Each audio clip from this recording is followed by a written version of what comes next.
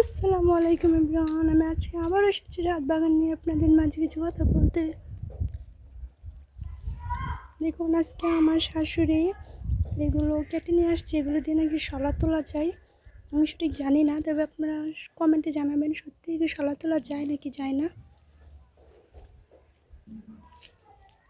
এই যে দেখুন, আমাদের একটি ডাব গাছ, এখানে আরেকটি রয়েছে, এখানে আরেকটি রয়েছে, 3টি ডাব গাছ।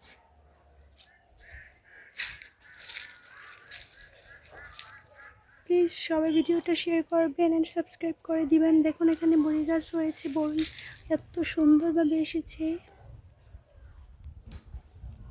দেখছেন কত সুন্দর সুন্দর বড়ি। আমরা একদম ছাদের মধ্যে হাত দিয়ে ধরতে পারি। আমরা শীতের দিন আসছে বড়ি খেতে পারবো। আর এখন আবহাওয়া এত তাড়াতাড়ি চলে যায় বলার বাইরে। আরেকটা জিনিস আপনাদের মধ্যে শেয়ার করতে চাই, আসুন দেখাই। এই যে দেখুন, এগুলো কী বলেন তো? হ্যাঁ, ঠিকই ধরেছেন। আমি সঠিক জানি না এগুলো কি, মনে হয় পেস্তা। পাতা দেখলেই বুঝবেন। এগুলো দিয়ে নাকি তরকারি রান্না করা যায়, আমি জানি না সঠিক। আর এগুলো কী গাছ জানাবেন।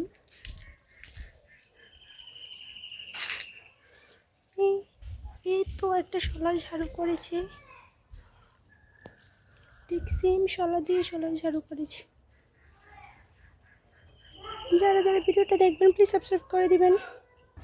ও, আমাদের 4টা আম গাছ রয়েছে। এখানে আরেকটা আম গাছ রয়েছে, ওইখানে আরেকটা আম গাছ, আরও রয়েছে, অনেক অনেক রয়েছে।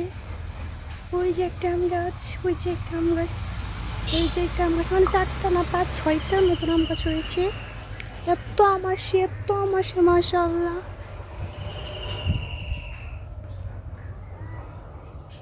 দেখুন ছাদটা কত সুন্দর আছে, আমার শাশুড়ি পরিষ্কার করেছে।